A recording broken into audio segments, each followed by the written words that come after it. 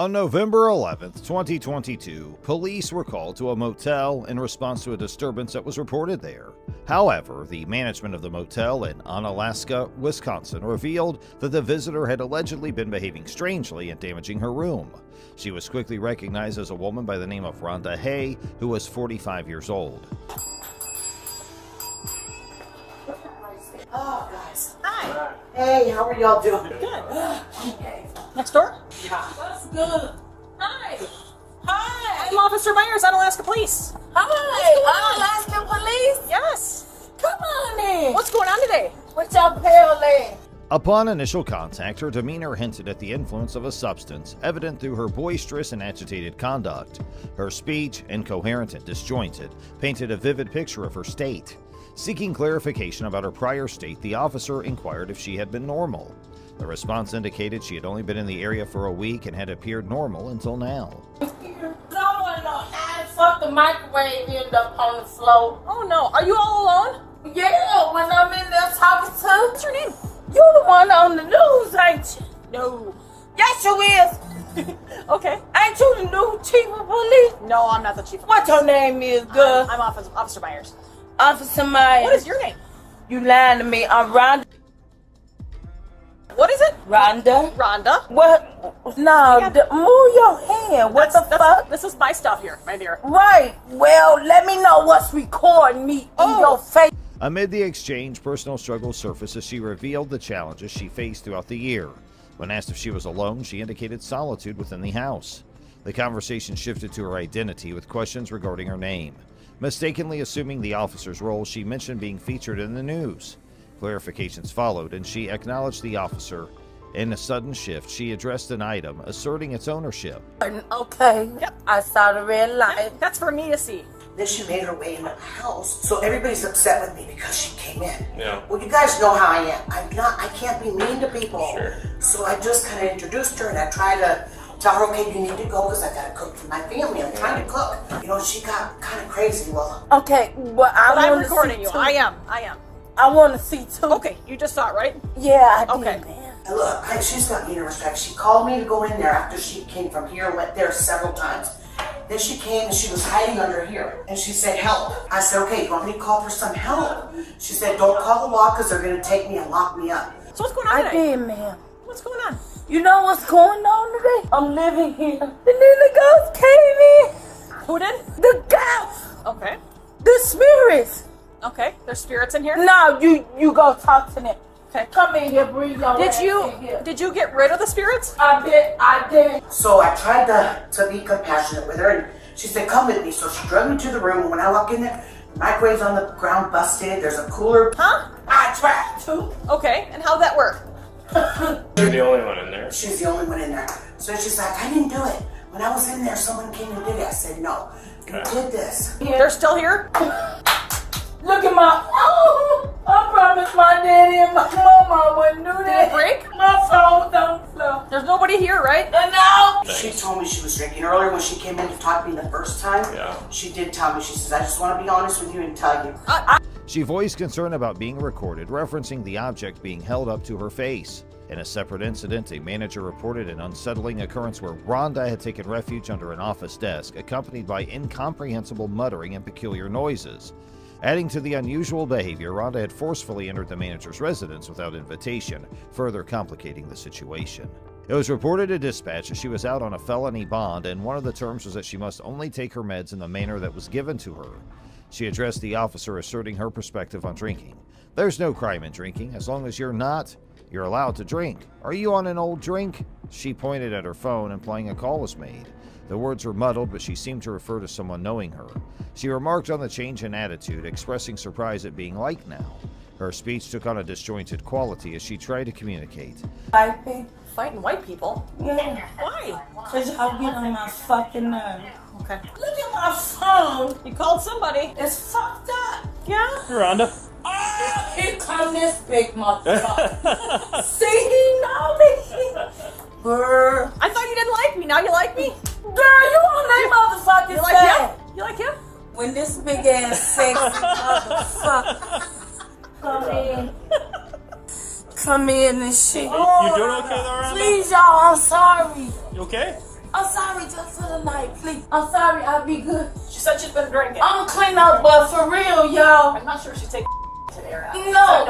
I did consume it. Okay. But listen, I'm trying to tell y'all how that microwave, bro. How did it break? I'm for real, I ain't do that when I know I need that. I love oatmeal, don't y'all see? You love oatmeal? My diet, what I eat up here. So you need that. So you need that. You need that to be. I need that. Did you see that the microwave's broke? Yes. So, What do I do? And the floor, we just put floor in those rooms. Just bought that microwave. Like we're starting to remodel the rooms. what do you want done about that? See, here it is. My hot plate. Is it turned on right now? No, it's not on. Okay, good. I'm not lying to you. Okay. Did you have contact with? Apology followed with her repeating okay and sorry, seemingly seeking understanding or leniency.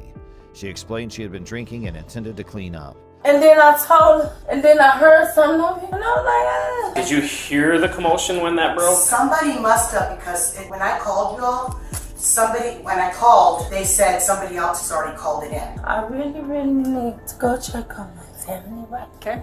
And they said, okay, Okay. you go check on your I don't know if it was a social worker, because somebody called the police besides me. And I don't know that Shooter broke it intentionally. No, it's But because like it she's hurt like freaking out. psychosis. Yes. So, She thinks there's someone there. She says they're coming after her. Yeah. Things like that. That's why I was trying to be compassionate with her. yeah. While speaking with Rhonda, officers learned that she had snorted one of her medications. What is it for? My nerve pain. Not taking it properly? No, I just started. You started taking it, or you started taking it improperly? Today, you were snorting it? Yeah, today, I was Okay. snorting. Is this the first time that you've done this? That you've snorted it? No, it's not the first time. Okay. How do you It's feel? not. How do you feel right now? I feel damn good. Okay. How much of the Delta 8s did you have? Oh no, because I do it all the time. Sure. So why y'all trying to come and arrest me? No one's arresting you right now, Oh, sweetheart. shit. You're okay. That's prescribed. You can have these back.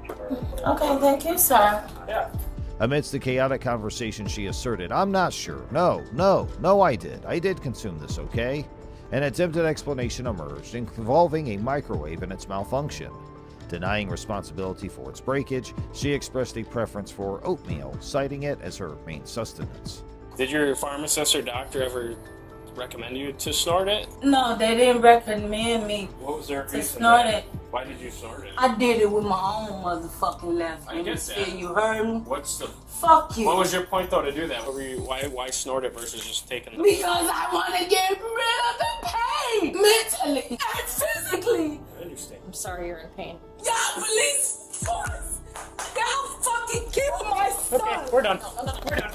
Okay, I'm sorry. We're done. We're not gonna do that. You're not gonna hurt us. Okay? I'm not. You're not gonna hurt us, sweetheart. I'm not, okay. I'm sorry. Can I sit down? Just We're relax. okay. Just relax. Okay, I'll relax. Thank you. Upon the arrival of EMS personnel at the scene, a noticeable shift had occurred in Rhonda's demeanor. What was once a highly agitated state had transformed into a relatively calmer disposition.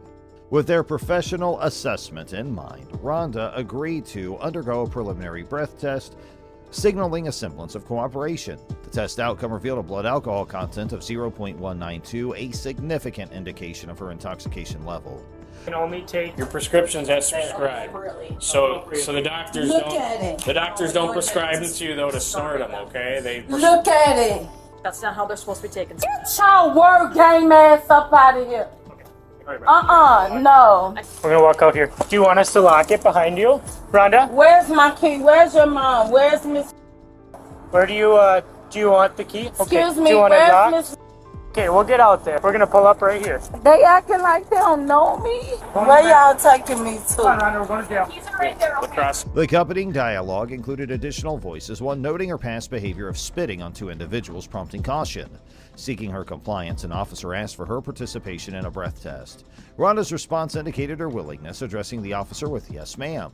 The procedure began with the officer instructing her to exhale forcefully into the breathalyzer device.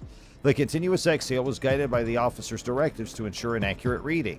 Once the process was completed, the results indicated her high level of intoxication at 0.192, substantially surpassing the legal limit. Sit down. We're done with this shit. She spit on you? Is that a felony? Your RoboCop look nasty. Instead of telling me, Well, you bitch, spit on an officer. to kill my son and hang him I in know the nothing tree. about that. Okay. Bitch. You spit on both of us. All right, I got wipes if you want them. Did she get any on you? Yeah, right in my mouth. So you're probably gonna have to go for an exposure. But, we can get one on her without getting spit on. I mean, otherwise. I got any on my face. I felt it all over my mouth and my face. I know I got the big. I don't. Yeah, your collar. Is it like obvious? You can see it there. Yeah. It looks Do we need to take a picture Yeah. for? I got my phone right. It looks Disgusting. Yep, I've only been spit on once, and it's not fun. God, it makes me gag. Yep, I can smell it. you got it on you. So I don't know if it got on me. She went, and I don't know if she had dry mouth and anything got on me. I'm not sure. She was like, we're gonna have to look at our exposure policy if you got to go down or if it's up to you. I'm okay. Got in my mouth a little It was bit. on his collar. His hand. Is that a felony? I can't remember. Yes. I've only had that happen one time in 20 years. This is number 2. I got spit on when I first started here. I got spit in I barely. wasn't Down expecting it either. She didn't like you from the get-go. He didn't even look at her No, right. she just looked at you. Didn't like you. What is she doing? She's just going loco. Rhonda, take a breath. Rhonda. Hey, Rhonda, take a breath, okay? Are you okay? Rhonda, can you answer me? Are you okay? No, she's just kind of. I don't think she'll be safe outside, like on the ground and next to the car. She She's starts just, hitting her she's head. just kind of going into psychosis. She's safe. She wasn't hitting her head. She's just kind of like. Rhonda, hey, it's Officer Myers. Can I see you? Can I see your face? Are you okay? Rhonda, we need to make sure that you're safe, okay? The officer acknowledged the outcome with a tone of professionalism, mentioning the strength of the breath provided for the test. The situation was further addressed by another figure referred to as Farmer, who announced the intention to capture a photograph, seemingly for documentation purposes. In this series of interactions, a sense of control and cooperation began to emerge from Rhonda, contrasted by her earlier erratic behavior. The involvement of EMS and the subsequent breath test lent an air of objectivity to the situation, shaping the unfolding narrative of the events. She spit on 2 people already, so just be ready. Can I get a breath test from you? Yes, ma'am. Okay, breathe out. Keep going, keep Blow, going, keep blow, blow, going, like keep you're blowing going. up a balloon. There you go. All right. Thank you. These are our These are our first first responders. responders. Okay? Okay. What's the fire department? This is Jack. Yeah, we can talk. What's going on? Then use your camera quick. Choose a point 192, then a very weak breath. It's your squad phone, right? I'm just gonna take a picture of the neck on her head. She bumped her head too. Would you like to? I bumped my head. Rhonda, Honey, relax. Rhonda, You lying. I'm fighting with him. can I see your forehead? Can I just get, Wait, where I bumped my you head? got a little spot On of my blood. forever pimple. Is that what that is? Yeah. Did you cut it or did you just? I always try to pop it. Oh, so you're not hurt? Another, no, I'm Oh, not, okay. sir. Okay. All right. Would Oh, you fine. You're pretty. Miss Rhonda? Let me go. Rhonda. Girl, don't you see he look good? Okay. I just, In accordance with established protocol, the officer found himself compelled to visit the hospital for a crucial reason: to ascertain any potential transmission of diseases due to the saliva that had inadvertently made contact with his mouth. This unsavory incident had occurred when Rhonda, amidst her arrest, had intentionally spat on the officer. The necessity of this medical assessment underscored the inherent risks associated with such an act. Prime is my husband, nigga.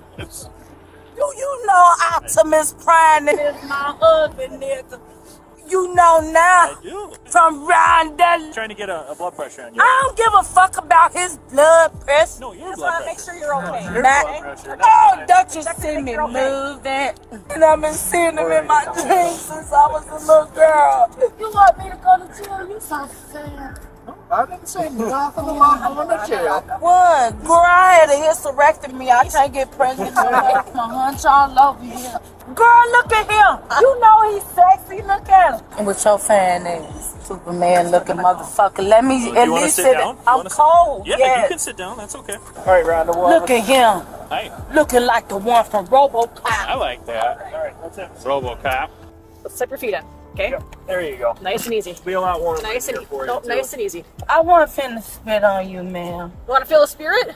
No. Feel the spirit. Says she's not gonna You spit on want to you. feel the spirit? No. Rhonda, Look who you arrested. Rhonda. You want to feel the spirit? Rhonda. I You just want to feel a Rhonda. motherfucking spirit? No, Rhonda, I misunderstood you, my dear. I misunderstood what you were saying. Okay, I'm not finna spit on you. The journey to the jail, however, was marked by a continued display of disruptive behavior from Rhonda. The enclosed space of the squad car provided the backdrop for a distressing scene. In a disturbing turn of events, Rhonda began to strike her head against the interior of the vehicle while simultaneously kicking at the plexiglass. The tumultuous noise echoed within the confined space, reflecting the intensity of her agitation. Rhonda was charged with felony counts of discharging bodily fluids at an officer 3 times, as well as 2 misdemeanor counts of bail jumping, criminal damage to property, and disorderly conduct. About a month later, she was found guilty of criminal damage to property. All other charges were dismissed but read in. Ultimately, she was sentenced to 108 days in county jail. In a notable incident on June 12, 2020, a confrontation between an Amazon delivery driver named Deja Murphy and property owner Keith Miller in Lowell, Indiana, has brought to light the complexities of enforcing laws on private property. The incident, originally reported by the Times of Northwest Indiana and discussed on Lackluster's channel, involves issues related to traffic laws, private property rights, criminal confinement, and police authority. The situation unfolded when Miller, convinced that Murphy was speeding on his property, employed his truck to block her exit. Good luck, buddy. No. Bottom line is, I need your ID. Sure. You're going to pull your truck in your driveway. Yep. I'm going to get her information. I'm going to do a report, and we're going to go about our day. I'm going to get my wallet from my office. Huh? No, you're not. You're going to just give me your name and information. Oh, sure. I'm not spending all day with this. This is ridiculous. I asked, and we have since put cameras up. I just said, what's your last name? Miller, Miller. He proceeded to demand her identification, thereby initiating a tense standoff. Responding to Murphy's call, Officer John from the Lake County Sheriff's Department arrived at the scene. He clarified that he lacked jurisdiction to enforce speeding laws on private property, igniting a discourse on the distinction between public roads and private driveways. Indiana's legal framework underscores the limited jurisdiction of traffic laws on private property. State law specifies that highway regulations pertain to publicly maintained roads accessible for vehicular travel. In contrast, a private driveway, such as Miller's property, doesn't fall within this category. Therefore, Murphy's alleged speeding on the driveway couldn't be penalized as a traffic violation under Indiana law. However, exceptions do exist. In certain cases, police can enforce traffic rules on private property where the public's invited. This enforcement relies on local ordinances and agreements between property owners and law enforcement authorities. These provisions empower the police to regulate traffic and parking on private property under specific circumstances. Thank you. So, pull forward.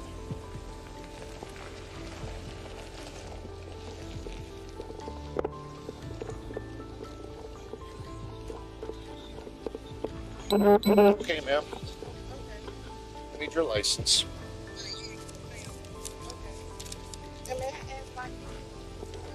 Because you called the police, he called the police, and I'm called here. That's why I need your information. That's all the information I need. And he's upset because you were speeding. I told him he couldn't do what he's doing. And you're going to go on your way, and if you have any issues, you and your company can stop delivering here. Okay. How's that? He came to my door. That's what bothered me. He came in my door, opened the door, told me to get the hell out my door. While these local ordinances may not encompass the full scope of state traffic laws, they still grant authorities the capacity to uphold specific regulations.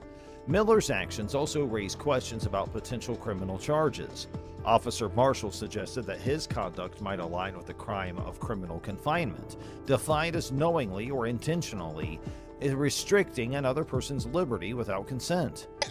That's harassment. You know what? Let's stop. Okay. We're going to do a report. We're going to go about our day. It's harassment. Everything's everything. You know what? That's harassment. There'll be a report on file. While Murphy's situation didn't precisely match this definition, it highlighted the broader issue of maintaining public safety and individual rights on private property. To the prosecutor's office? This is Lake County? Yeah. Yes. We'll give you a case number. Yeah, I want the case number. It'll be on the report, sir. What's your name? It'll be on the report. It's Marshall. Marshall. And tell your friend on the phone, I'm not upset with you. That's my brother. You know what? You know what? Everything's going on. That's the only reason why. Everyone's fine. We're here. I don't need your brother telling me my job and what we need to do. I think you need to get a hold of your supervisor and tell him. Oh no, we already talked. Okay. She was on the phone when all of this Hold happened. your supervisor. What's the phone number to reach that? 219-779. The incident also touched on the concept of harassment. However, Indiana law defines harassment as involving communication with an intent to harass, annoy, or alarm another person without legitimate communication.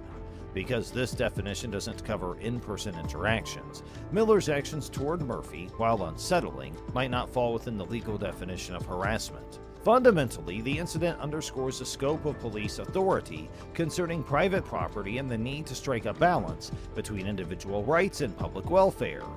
Indiana's police power enables the state to enact reasonable restrictions on private property to ensure community safety, health, and morality.